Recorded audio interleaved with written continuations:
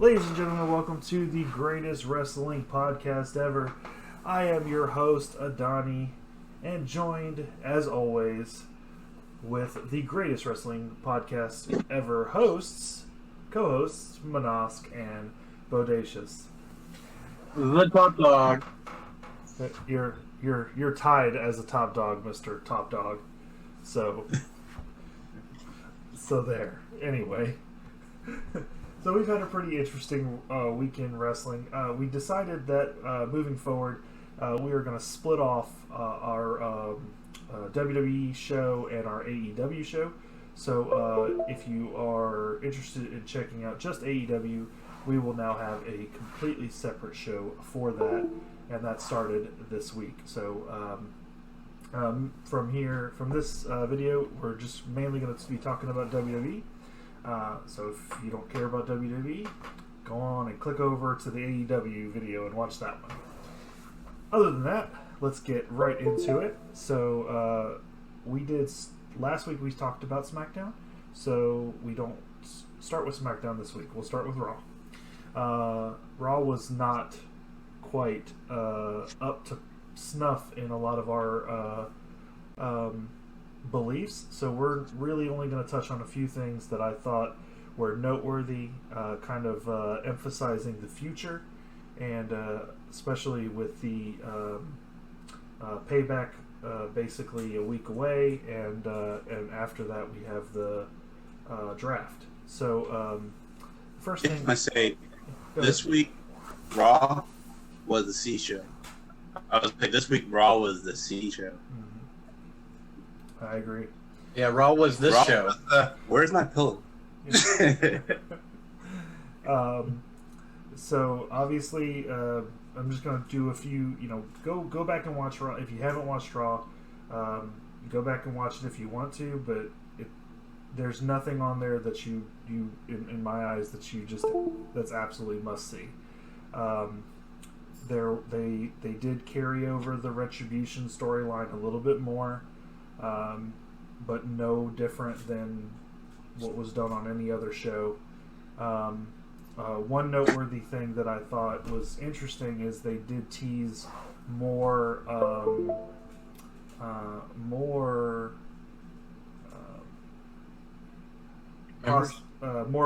a future feud between Seth Rollins and Drew McIntyre.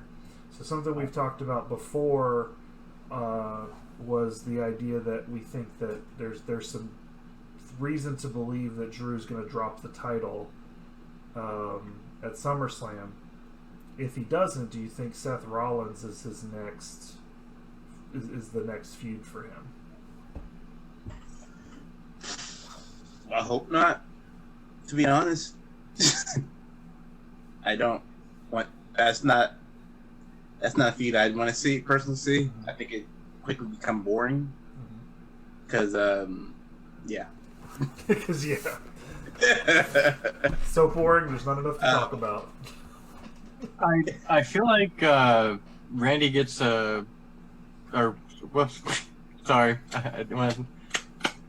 not Randy we're talking about now. We're talking about Seth Rollins and Drew McIntyre. That's not that. I'm just thinking about it. That doesn't sound like a entertaining pair. Mm-hmm. Yeah, when I think of unentertaining matches, I don't know why my mind immediately goes to Randy from back in the day, but that was 2008 Randy. We're in 2020, and Seth Rollins doesn't put on bad matches. No, he doesn't. Except for that match he had with Bray Wyatt, but we're not supposed to talk about that. I'm just thinking about the promos themselves. I'd be bored with a Seth versus Drew promo leading up to whatever matches they're trying to do. Mm-hmm. Like I want to see Drew against big men. I mean Brock Lesnar's not there right now, but I don't know. He's a big man himself. I don't want to see him against someone smaller than him, like a Seth Rollins. I mean, if you got to go up against someone smaller, I would like to see him against like AJ Styles or Finn Balor or Ricochet. Somebody with a completely different style from him versus Seth Rollins. Mm-hmm. Well, I feel like Seth Rollins is similar to AJ in a lot of ways. But he's not. Yeah, I mean, the wrestling style, the body type, they're similar in body type, but the wrestling styles are very different. And that could have more to do with the fact that they're in WWE, and WWE does purposely limit your moveset. So there. I want to get with that with Drew McIntyre with the promos, because I feel like him, now that he's a face, and he's supposed to be like the champion right now, I think that he's getting the bad writers where they're trying to force him into this, or pigeonhole him into this squeaky good guy kind of a thing. He's always got a smile on his face now. It doesn't work for me. I feel like I want badass Drew McIntyre. I don't want it. Yeah. Oh, the other thing is, I don't feel like we got a full program out of him versus Randy. It feels like he's kind of like a side piece, and really it's just all about Randy and the legend, and all these other legends coming in to go up against him. And Randy being legend killer, it doesn't really feel much of Randy versus Drew to me. So I feel like no matter what the results is at SummerSlam, I feel like they need like a couple more matches between them, even if it's tag matches or something. I think there's going to be 3 matches, right? I feel like there's going to be one this weekend, one next weekend, and then one at like what's after that, Hell in a Cell or something. I don't know. We'll have the draft before then, so yeah, that's anticipating that they're still on the same show anymore. After Payback, expect that we'll have the draft. So, and then the rosters will mix up. It's not just a mix up this time; it's an actual draft, right? Yeah. So, a shake up, as what it's been called in the past. It's been rumored for. Well, I guess I should wait till we talk about SummerSlam. Nah, screw it. It's been rumored that there might be 2 returning tomorrow night at SummerSlam. Interesting. 2 returning what? There's been rumor that there's 2 big superstars who might be returning tomorrow night during SummerSlam. Roman Reigns, maybe? That's what I'm hoping, but I don't know. It seems like it's still too early for him with all the sloppy shop they've been running. Taz's words, not mine. All right. So, moving on from that, we did have the 24/7 championship did change hands, only to eventually change back to the same hands it started with. That was technically a title match, so we'll Cedric Alexander pinned Shelton Benjamin. Cedric Alexander then defended his title against the Ninjas, whatever the head of the Ninjas is, and then after that he lost it. Akira Tozawa, and then proceeded to lose it back to Shelton Benjamin. Do you think the 24/7 championship is even worthwhile to keep anymore? I don't think I appreciated the type of thing that it was when I was a teenager, when he had Crash Holly, and then on WCW you had Norman Smiley. When WCW had Norman Smiley, and you get like in WWE now has got R-Truth. Like I don't think I appreciated that type of thing when I was a kid, but I'm always gonna remember where I was when I first saw those stupid freaking ninjas, and like, you know what I mean? Like, it's ridiculous, but like, how much more wrestling can it be? You know what I mean? I have a place for it in my heart, and it's right there along with like country music or something, in like this dark like little spot in my mind. Like, this camp's right here. But yeah, there's a spot for it. For me, I don't hate it, but I also don't love it. Like, I wouldn't cry if they did away with it. I'm also not gonna be mad if they continue on with it for the next couple of years, because it does give certain wrestlers TV time that they wouldn't normally get. Sure, it's true. Now, well, but it also gave Rob Gronkowski a WWE title run. Yeah.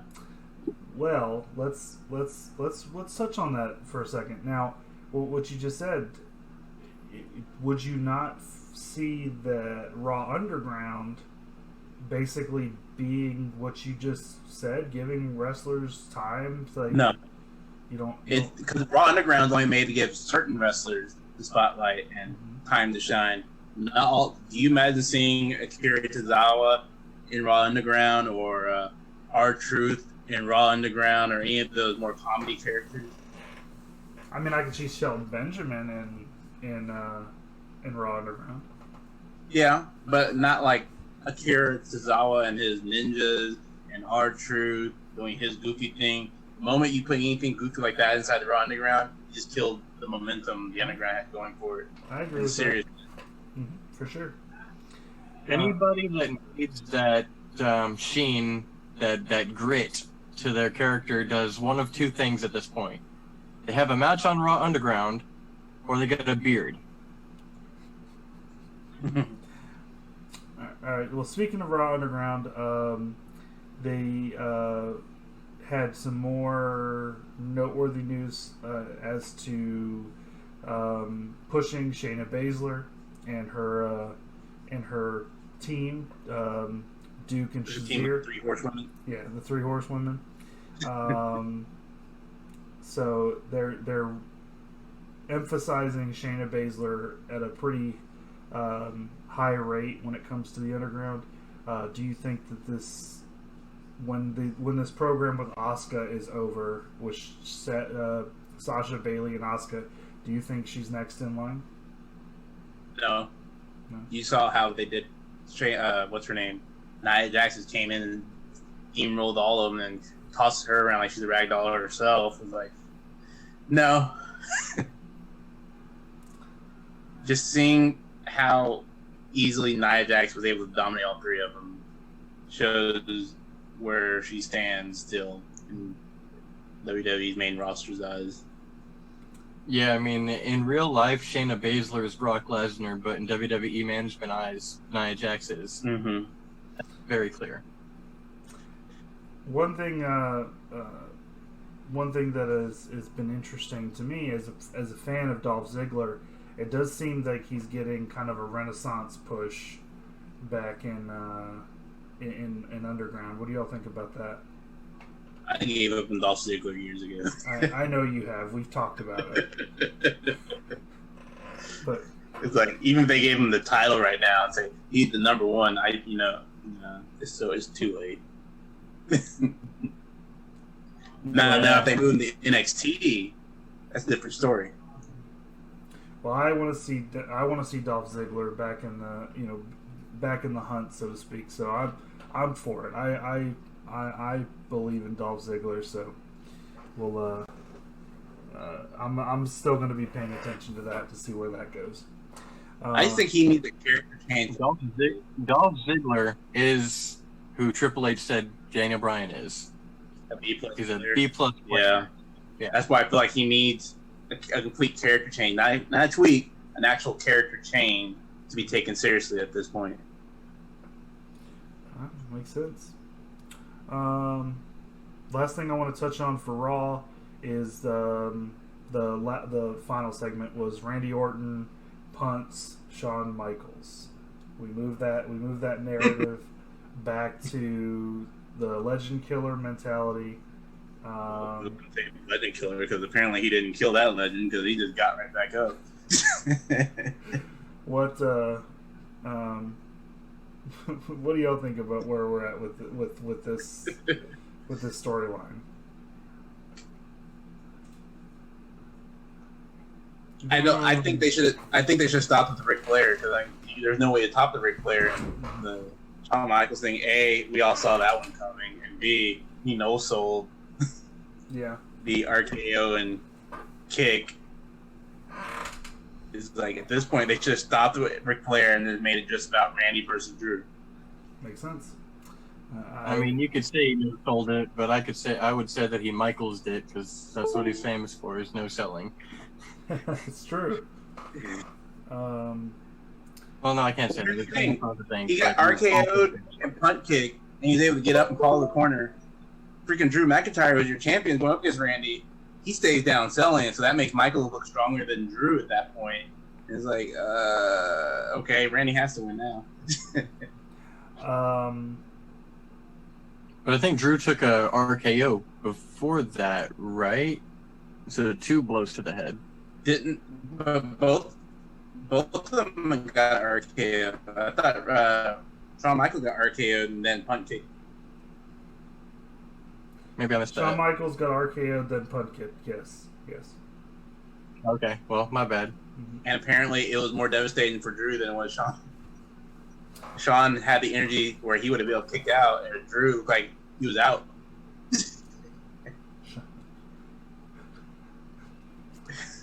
All right. And they wonder why they can't be big superstars anymore. One last note that affects SummerSlam on Raw was that Apollo Crews beat Shelton Benjamin to bar Shelton Benjamin and Bobby Lashley from ringside. So that is a U.S. title match that will be at SummerSlam. MVP versus Apollo Crews, and they are not allowed at ringside. With that, I think I want to change my answer. I think I want to say MVP is going to have to win it because Apollo Crews has won every matchup they've had, so it has to be MVP's time. Otherwise, this is the dumbest storyline they've ever put together. I'm for it. Well, that's all I have for Raw. Does anybody else want to touch on anything that happened on Raw? No, I don't want to catch anything. All right, so we'll move on to NXT.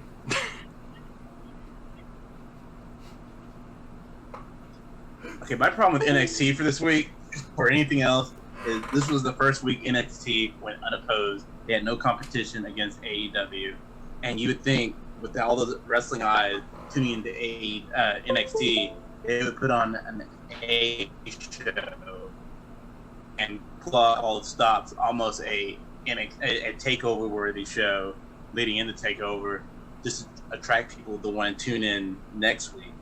And we did not get that with this NXT. It wasn't a bad NXT. I'm just saying they didn't go above and beyond, which they should have, just getting the extra viewers that they wouldn't normally have. I mean, the final match segment I thought it was great. No, it was. I mean, the show overall. Mm-hmm. Yeah, but yeah. Other than that, I do agree that for it being unopposed and for it having that extra 200,000, those extra 200,000 people watching, they really should have upped the ante a little bit, because that was their chance to move those 200,000 eyes over to NXT. And aside from that very end, which you're expecting these, you got these 200,000 extra people watching. You got to have them watch until the very end of you got to get them invested to stay to that end where it actually was worthwhile to watch at the end.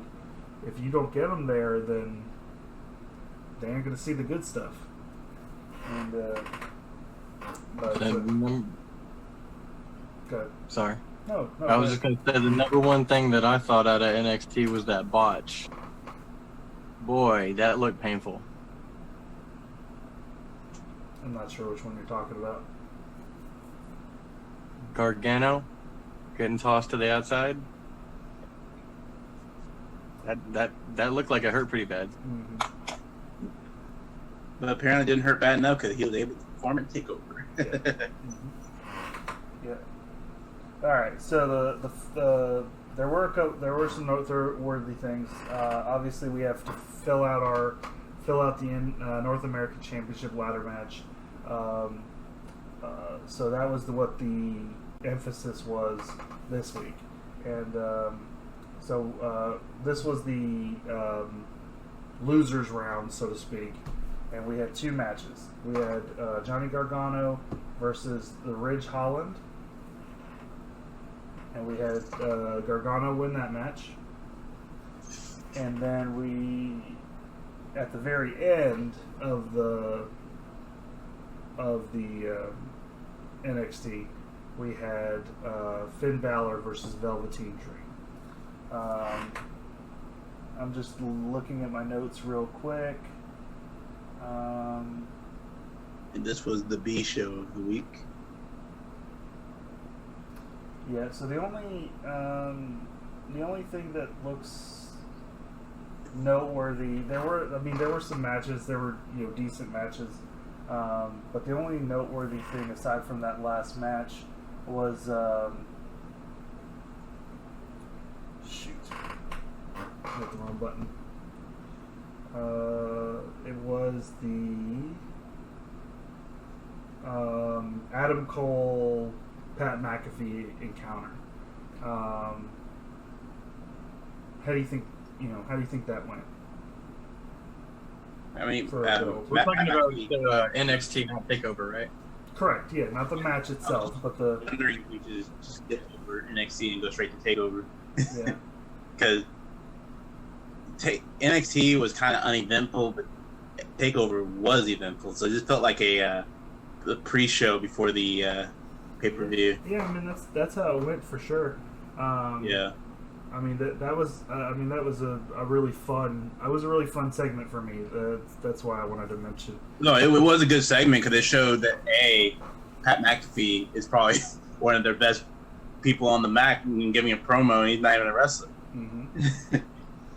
Yeah. So if you haven't watched that, if you go back, that's one thing I think you should go back and watch in NXT, and then of course the final match in NXT, which was North American, was the qualifier. I do want to say, Triple H during his conference call did say Pat McAfee is not a one-show pony. It's not a one-off match. Pat McAfee is going to still be involved in some sort of way. So there will be more matches for Pat McAfee. So that promo was just the beginning.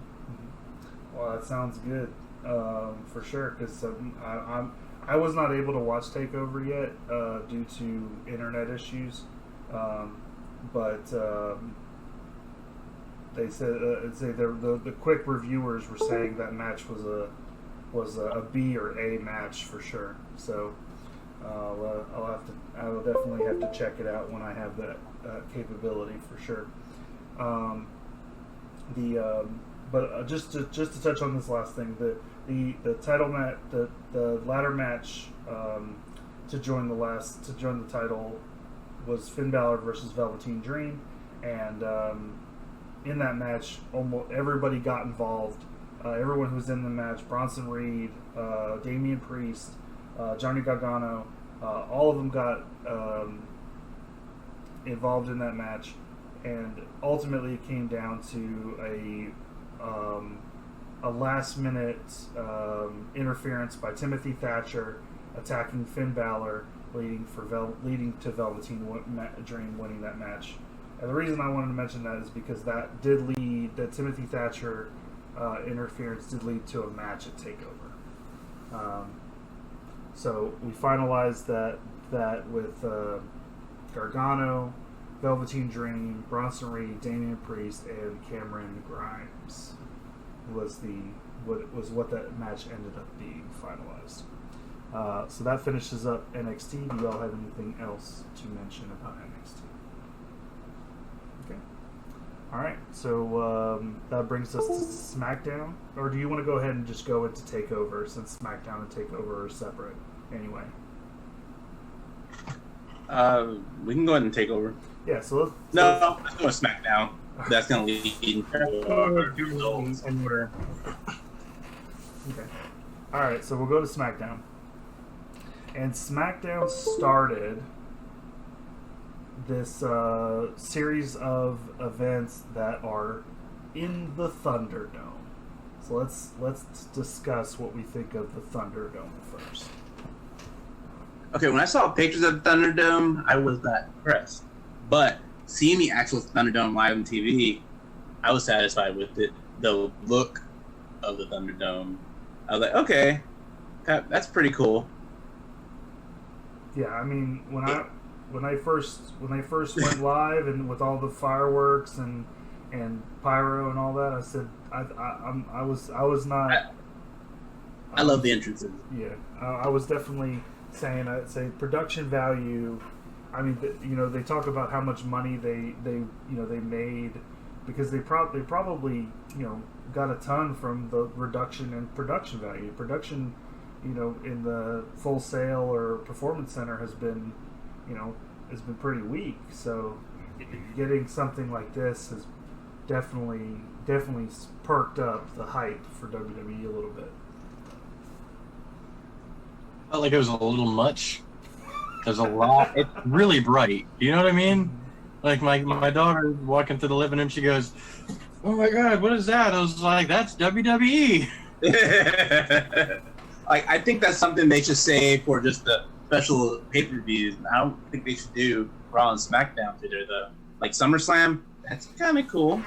Yeah, I felt like you're definitely right on that. I felt like they could have saved it, but I hope that they do more for the upper sections of the stadium, and then they can do like a scale shot where it's in the ring and then it floats over, because I heard they're using drones and stuff like that.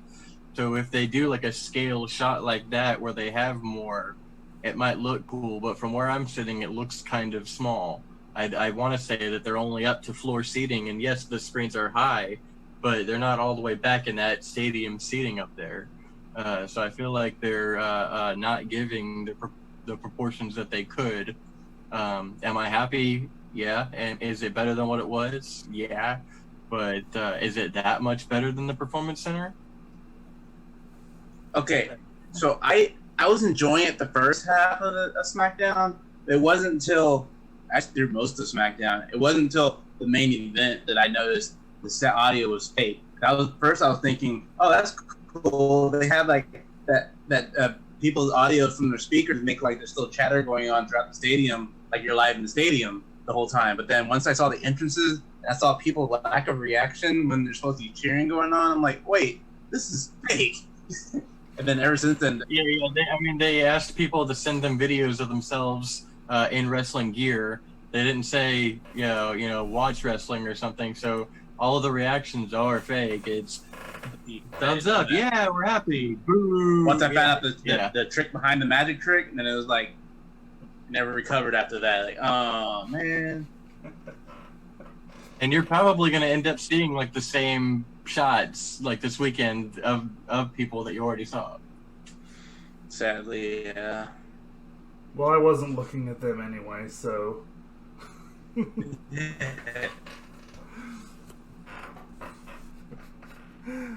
But yeah, I think the Thunderdome is awesome. I think it was a great idea, and I think we're if this is if we're getting close to the end of true quarantine, I think it's definitely a step to get. Well, hey, I mean AEW's another word, true quarantine. AEW is better, is able to have what 10, 15. Stop right there. Better. No, I'm kidding. So they'll end up having 10, 15, 25, whatever percent of fan attendance. So, like I said, if we're getting close to the end of this, true quarantine, then I think this is a good step in, a good middle ground for us to get back to real fans, because it might be a little bit of a kind of a shock to the system going from no fans for several months to having 600 fans in the stadium. So, but all right. Did you say something about shock the system? Adam Cole, baby. Boom. The two biggest things from SmackDown we're discussing is the Intercontinental Championship match and three things. Well, I got living in, and then the Bray versus Braun. No, hold on. No, that's not true either. Hold on. It was a good SmackDown, actually. It was a good SmackDown. All right, so let's just start with it. Brought to you by the A show. Yeah, SmackDown was definitely the A show of the week. So let's touch on it. SmackDown started with a Retribution attack. It seems like every show is starting with a Retribution attack. Except for NXT. because they're apparently allergic to the NXT, or they're In fact, from NXT. the only match on SmackDown I didn't like was the Sheamus match. So, and that was the first match, was Big E versus Sheamus. And It ran too long, in my opinion. Big E, I have something to say about that Retribution attack, though. All right, go ahead. Are we being swerved with the Miz? He was late to that. Is that what you're talking about? Yeah, like he was really late, like noticeably late. Yeah, I noticed that. It was noticeable enough that I also noticed it. So it made me wonder, was Miz just late for his shift kind of thing, or is there something going on there? I don't know. Well, I was saying that the Miz is actually sound like he's supposed to be leading Team SmackDown against that invading faction. I think it's supposed to be Miz, Morrison, Big E, Naomi. I don't remember who the second female is supposed to be against whoever ends up being in that faction. Gotcha. At Payback. Ah. So that's going to be a really quick storyline. I wonder if they're going to affect any of the results from SummerSlam. That'll be interesting to see for sure, because so far none of their their hindrances have affected any truly affected any matches. So it'll be interesting to see if this affects any title changes. So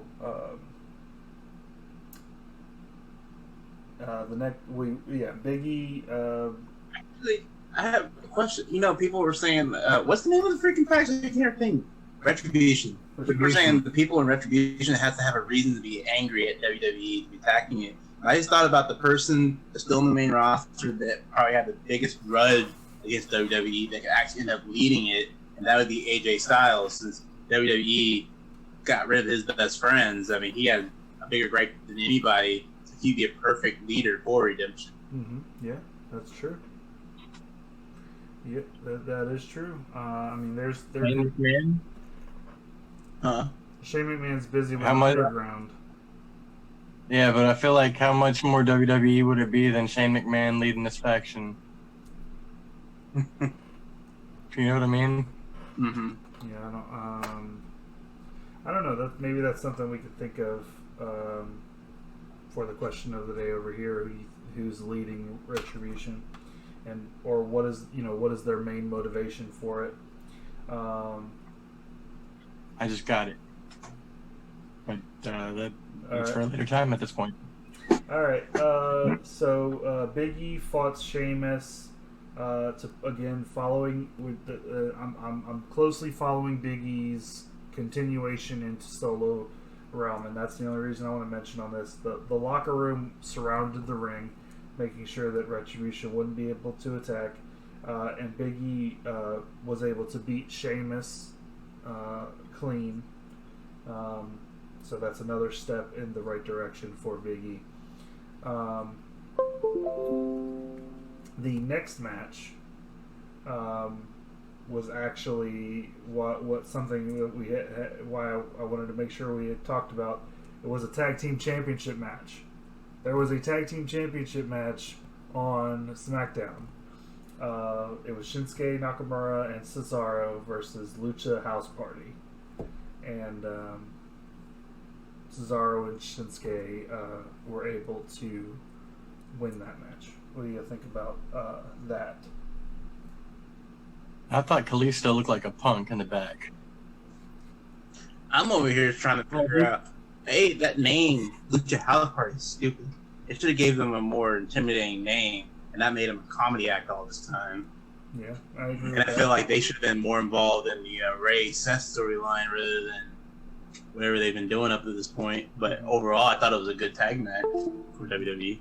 Agreed. I know what they were going for, because Kalisto is a really big stand for Rey Mysterio, and Rey Mysterio was a part of the what were they? The something animals, the party animals or something like that from WCW back in the day. Mm-hmm. Eddie and him and Kidman and all the About Lucha House Party being a joke. Yeah. Anyway. But they put on a great match against Sheamus and Cesaro. Mm-hmm. Yeah. It was a good match, and for sure that they did tease some animosity there. So we'll see if they break up and go on some singles.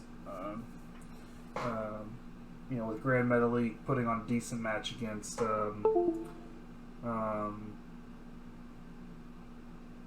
AJ Styles 2 weeks ago. So I mean, it's possible. This is so. Next thing that happened on SmackDown was the Naomi, Sasha, Bayley Beat the Clock challenge. What do y'all think about how that? My only complaint about that Beat the Clock challenge was Naomi pinning Bayley in 2 minutes? Mm-hmm. Or was it less than 2 minutes? Mm-hmm. The fact that she beat Bayley so cleanly and easily, even though it's not non-title, right before she's about to have a big title match at SummerSlam, that was a horrible call. I don't know what I think it was designed to be more of a elevation of Naomi. Well, no, it's more of a belief that because Bayley just took a loss to Shayna Baszler, so I think they're trying to bring Bayley down, to make her seem like she's the weak link of the Sasha Bayley combo, to start that Bayley Sasha breakdown that they've been teasing for months, years. I hated it because you have that match against Asuka on Sunday, and she lost cleanly in less than 2 minutes to Naomi. So that means Asuka has to beat Bayley in that first match. Otherwise, that makes Asuka look weak that she couldn't defeat Bayley, who lost to Naomi so quickly on SmackDown. Yeah, I'm pretty sure Asuka walks out Asuka 2 belts. So, but that goes to my predictions on that. But yeah. So I'm starting to think you might be right. Just to catch everybody up, Naomi faced Sasha first. Sasha beat her in 3 minutes and 3.5 minutes, and then she faced Bayley right after and ended up pinning her in 2 minutes. So Naomi beat Bayley but did not beat Sasha, and that's what we're getting at there. Next was the IC Championship match: AJ Styles versus Jeff Hardy. What do y'all think about that?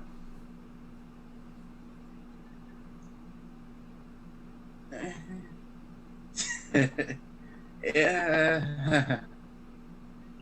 It wasn't the best AJ versus Jeff Hardy match I've ever seen. Yeah. And yeah. If the thing is I didn't like the whole storyline leading up to it in that same episode. Mm-hmm. Agreed. The leg and the leg brace, and it was, yeah.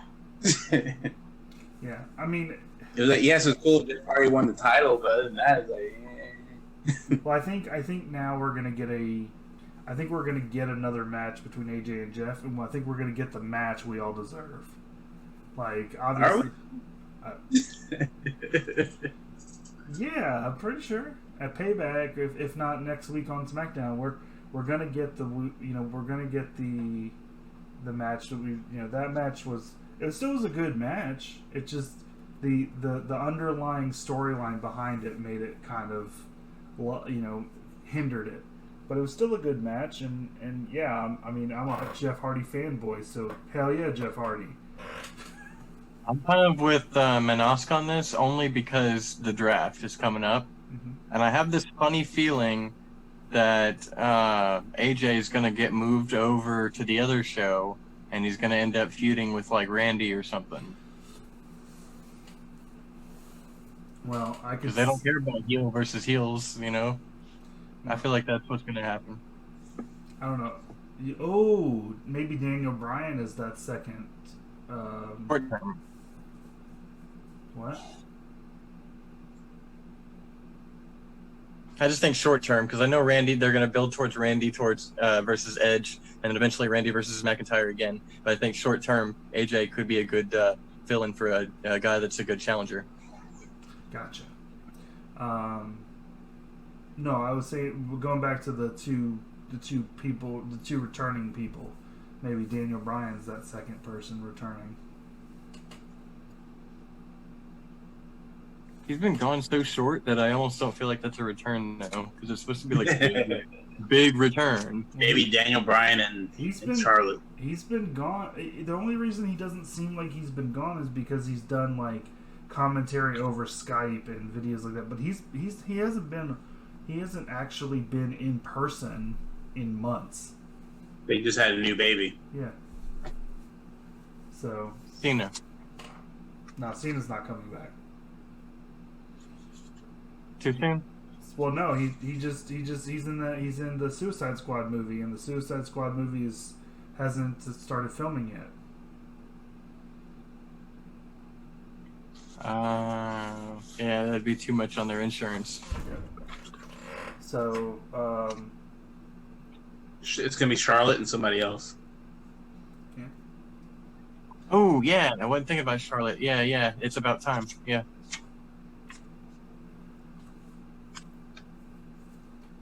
So the last thing on SmackDown was the Firefly Funhouse being raided by Braun Strowman, and the reveal, the re-revealing of the Fiend, as if that was necessary, but I didn't like that Braun was able to go in, find the entrance to this magical place, and then drag him out of there. Like I didn't like that. Mm-hmm. If the Firefly Funhouse is his realm, and he did all those crazy things to John Cena there, that doesn't make any sense. That Braun Strowman can just go in there and get him and drag him out. That doesn't make sense. If everything WrestleMania can take place there, what I just witnessed doesn't make sense. Who's the heel in this match? okay. Clearly, Braun is the heel in this match. Okay. Is he? By the way that it's been booked, yeah. All right. So here's the thing. Here's my take on this is that last week on SmackDown, it in my eyes, it said throw the rules out the window. Because it showed that Braun is supernatural now. Because all of a sudden he disappeared and he was on the Jumbotron. So this underlying story of Braun maybe being changed by the Fiend when he was in the swamp kind of gives that credence to why he could go to the Funhouse. In the same turn is, I hate it. Braun should not have any supernatural powers. Stop. No. Yeah, if they're gonna give supernatural powers to somebody, I want to see them give supernatural powers to AJ Styles' buddy, so that he can become somebody that wears a mask that used to work for a different program. Agreed. I think his name right now is Joseph Parks. Yeah, that's right. Yeah. Joseph Park, formerly known And as we're bleeding into the next day for you people, so that's why we're yawning, but we're up here late for you. That's right. Every time we talk about WWE each week, I keep asking myself, why do I still watch it? I watch it for the show that can be versus the show that it is. If you hate it so much, why do you keep coming back? That's what I keep wondering. Just when I think I'm out, they keep pulling me back in. Because it's that question of, will so and so return, or am I gonna miss a big return, or miss that one moment that makes it good again? Because it's always like right there on that line where they have the potential of becoming great again if they do like this one little thing, but it never hits that point. But I know eventually it's gonna hit that point. I don't want to miss it. It does. We still got Takeover and results and last week's question left, right? Yeah. Yep. Okay. Yeah, because Takeover, again, I didn't watch it, so I can only give input when it comes to booking decision. I can't give you results, because I don't think maybe one or two of the matches were worth talking about, but overall, yeah, just results. Yeah, so if we got nothing else to talk about on SmackDown, we can move to Takeover. I will say, the ladder match for Takeover, I think I messaged y'all and told y'all it made me a fan of two people in the ladder match. Cameron Grimes and what's the other guy? Bronson Reed. No, Bronson Reed. Mm-hmm. Bronson Reed, yeah. Yep. I can get behind those two. So, yeah, Bronson Reed got a shout out from Triple H in the conference call. Mm-hmm. All right, so let's start with the. We're gonna start with the pre-show, and I'm just gonna say after I say the match, I'm gonna say who got it wrong, who failed to give the correct answer for that one. Wow, really? Why would we be positive? What? Be positive. You'd be positive to say who got it right. But more people. Fine, it's whatever. No, I mean you can do however you want. I'm just saying some of us might remember this and get payback. Yeah, go ahead and let them know. Go ahead and let them know how many I missed this week. Okay, I missed more than everybody else this week. But remember this: last week I had a 0 in that column. People. Hey, let him think what he thinks, all right? I'll let him think what he thinks. All right, I'll be positive, Stefan. I'll just say who got it right. All right, so let's start with Breezango. The Breezango, the triple threat tag team match, is that what it was? Yeah, and that was the pre-show, and Breezango came out on top. None of us got that prediction correct. Nope. So even though we didn't have that match on the card for the last video, we did give our picks once we knew it was a match, and we amongst ourselves. So we're gonna give, if we didn't mention these matches, I think the only thing that we didn't hit on was the last one of the winners of. We all thought Finn Balor was going to be in the ladder match, and he wasn't. So I think that was the only change to the card that we had to deal with. But that being the match that he ended up being in. Right. So the next one was the. How did it start? Was it Timothy Thatcher versus Finn Balor? Yeah. Yeah. Yes. So it was Timothy Thatcher versus Finn Balor. It was a grudge match from when he cost him the entry to the ladder match. But can I say why I chose Thatcher over Finn Balor? Why don't you? I thought I originally voted Finn Balor was going to win, but I changed it to Thatcher because he's been getting this push for like the past couple of months. I figured maybe they threw this match together because they're going to use that to get him over to that next level by defeating Finn Balor. Yeah. I heard that. I forgot WWE logic. So I heard that Thatcher's got a back injury from those matches that he had a couple of weeks ago with Lorcan. Mm-hmm. So that might be something to look out for. So Finn Balor won that match, and Darren, Bodacious, myself, and Karma all got that one correct. just sounds worse when I say it like that. No, it's fine. I'm just saying, I forgot about WWE logic. So that's so Finn Balor just lost, so he's got to take the win next, right? 50-50 booking. All right. So the next match was the ladder match, right? Mm-hmm. Yeah. So we had Bronson Reed versus Damian Priest versus Johnny Gargano versus Cameron Grimes versus Velveteen Dream for the North American Championship in a ladder match. And the winner of that match was Damian Priest, which that's who I anticipated winning, and so I agree with that booking. And Manask, Adani, and Karma all got that correct. Mm-hmm. But I'm still the lead dog.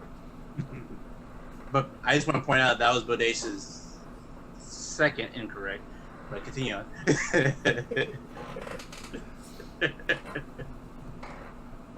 All right. I can't hear anything over my bling. Was the next match Adam Cole versus Pat McAfee? Okay. All right. Yeah. So the next match was Adam Cole versus Pat McAfee.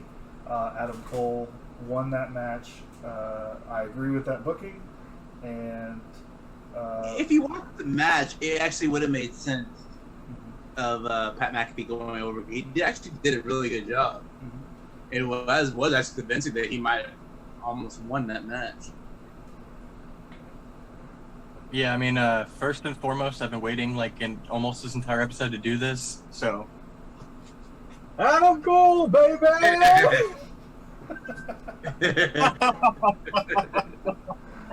Oh, Jesus. Oh, man. But McAfee, that was a surprise. That was more surprising to me than how good, what's the guy that plays Arrow? Stephen Amell. But Stephen Amell, he was on All Out, and he was on a SummerSlam a couple of years before that, but he did like way better on All Out last year than he did at SummerSlam a couple of years before. And this was a phenomenal performance that I would put way above that, probably close to like Lawrence Taylor at WrestleMania. Like, that was a solid performance. I would say, okay, I can't be able to say it. I would say his performance in that match was more surprising than watching Snooki do the cartwheel at that WrestleMania.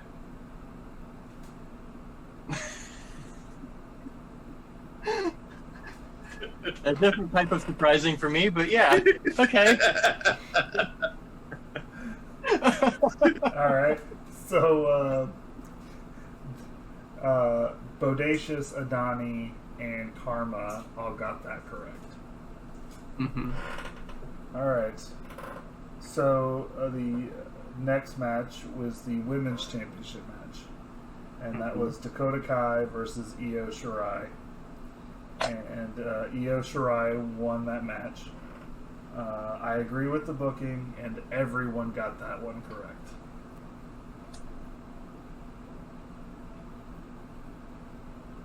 I really, going into this, I really thought maybe they were going to go with Kai, because I felt like Shirai, I heard rumors that she's getting called up to go with Asuka, but, maybe they're wrong. Because I went with my gut, or, instead of with rumors, but, yeah. All right. Well, can't listen to the beats. That brings us to the main event. Karrion Kross versus Keith Lee. And this is where I messed up going with my gut rather than going with rumors. I've heard a lot of rumors all week long. Karrion Kross is probably going to win it, but I'm just saying, no, there's no way Keith Lee's going to lose it, his first title defense. Especially after he just gave up North American. It's going to be Keith Lee retaining. No, but all the rumors are saying Karrion Kross. Like, no, that's a swerve.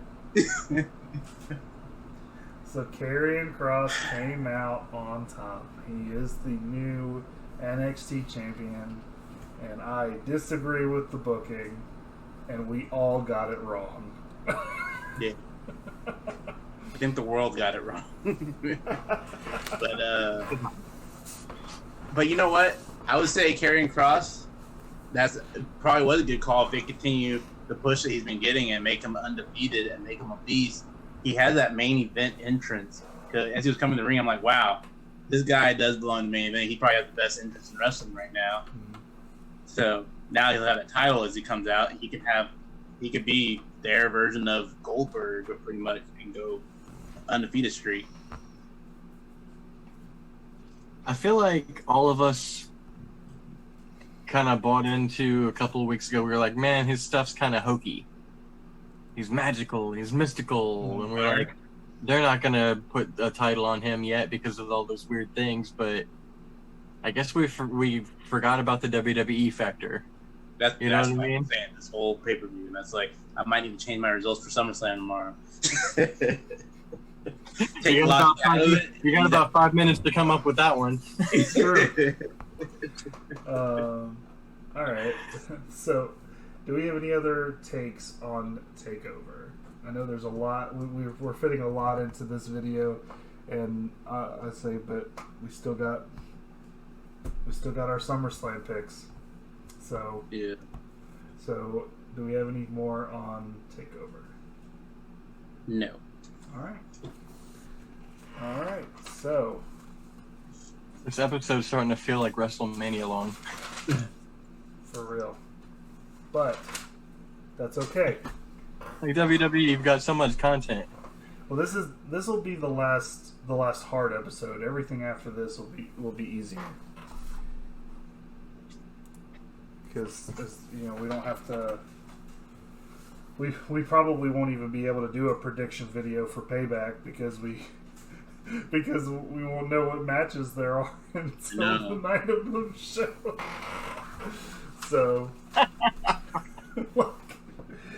So anyway, so let's go ahead and go over the card, and we'll give our predictions. There's probably going to be some toss-in matches on SummerSlam too. Well, we won't count those then,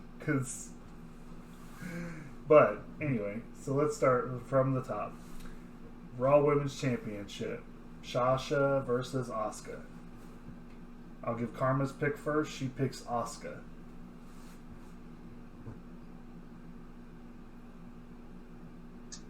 Asuka.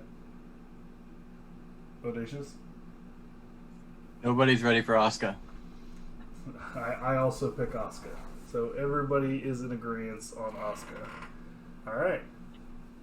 Next match. Bayley versus Asuka for the SmackDown Women's Championship. Karma picks Asuka. I pick Asuka. Bayley. Oh, look at that.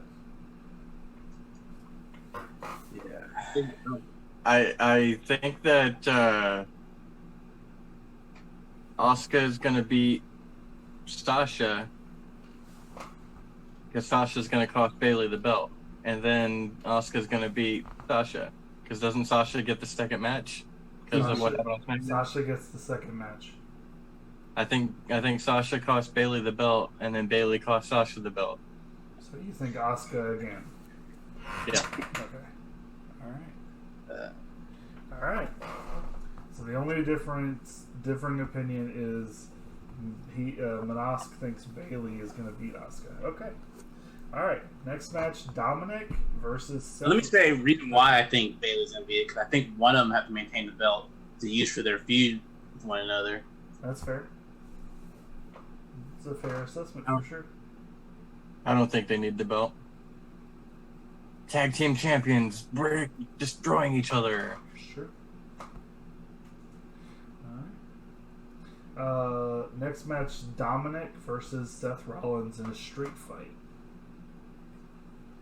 Karma says Seth Rollins.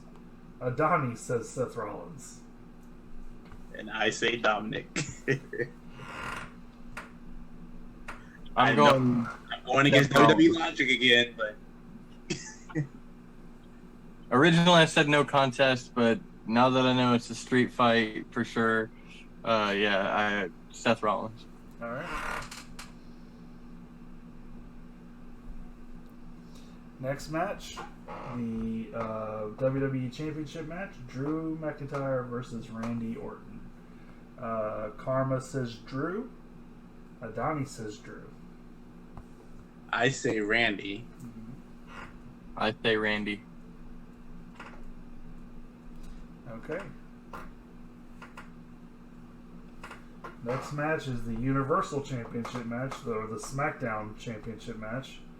Bray Wyatt versus Braun Strowman. Karma says Braun Strowman.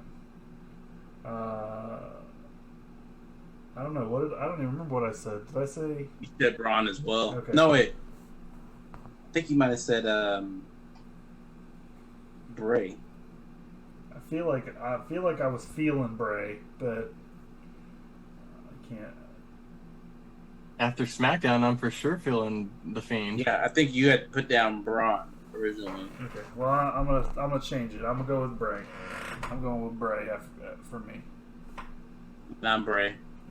Yeah, the Fiend specifically for me.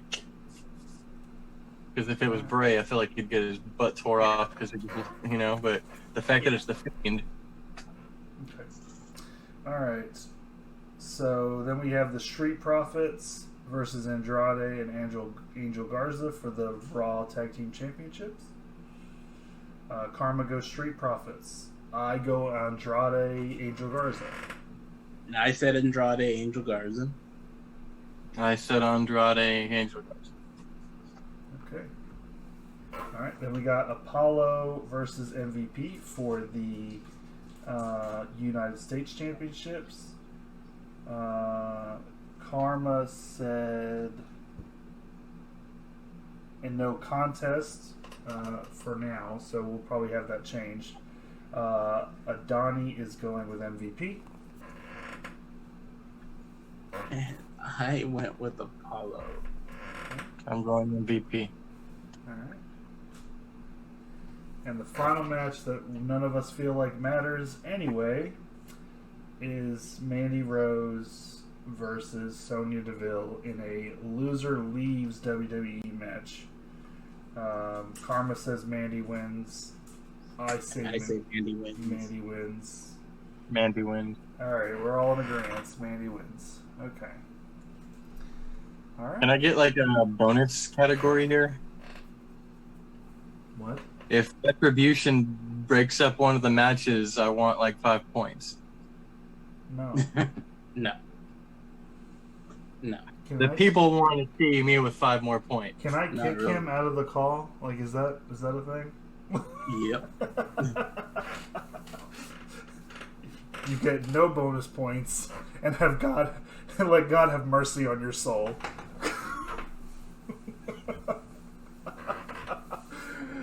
And they thought I was a heel last week. Somebody say heel turn. All right. So I think that brings us to the kudos section of our show.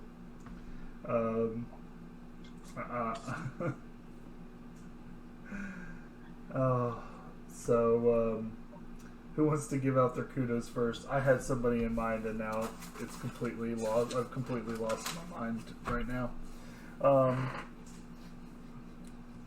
I guess I will. I guess I'll give kudos to Naomi for getting the win over SmackDown champion. Yeah, that's actually who I was thinking about giving my kudos to when I was watching SmackDown tonight. Yeah, that was my next choice, but I decided to go with Gargano because that botch, and he recovered and finished the match on NXT, the show, not the takeover. Yeah, big ups to him because that looked like it hurt. All right. Well, that'll bring us to our question of the week. We need to be wrapping it up. We got about 2 minutes left till we are all done. So I'm gonna go ahead and start real quick. The question of the week was your top 5 favorite tag teams. My number 1 favorite tag team, Hardy Boys, then Edge and Christian, then Young Bucks, then the Dudley Boys, and then Team Hell No. All right. In no particular order, Hardy Boys, Heart Foundation, New Day, Young Bucks, and Harlem Heat. I mean, I like all the tag teams you guys said, but I went with Dudley's, Steiner's, Hardy's, Harlem Heat, and Candido and Storm. All right. All good choices, everybody. Appreciate those answers. Always remember to put the comment on the section below to question for next week. Give us your question of the week, your answer, and we'll read them on the video. So, what is our question for next week? Who the leader of Retribution is, or who's is that what we decided? with Yeah. So what we decided to do is who is the leader? Who do you think the leader of Retribution is, and why are they the leader of Retribution? All right. I think that brings us to the end of the show. Looks like we got less than a minute to get this call wrapped up. I do appreciate everybody hanging out. As always, thank you to my co-hosts, the greatest wrestling podcast co-hosts ever, Manosk and Bodacious. If you haven't, please follow us at Adani Gamerspace on Facebook, at the greatest wrestling podcast ever on Facebook, and on Twitter at the greatest WRE1. Please subscribe to the channel. Answer the question of the week in the comment section below, and we'll catch you next week. Bye.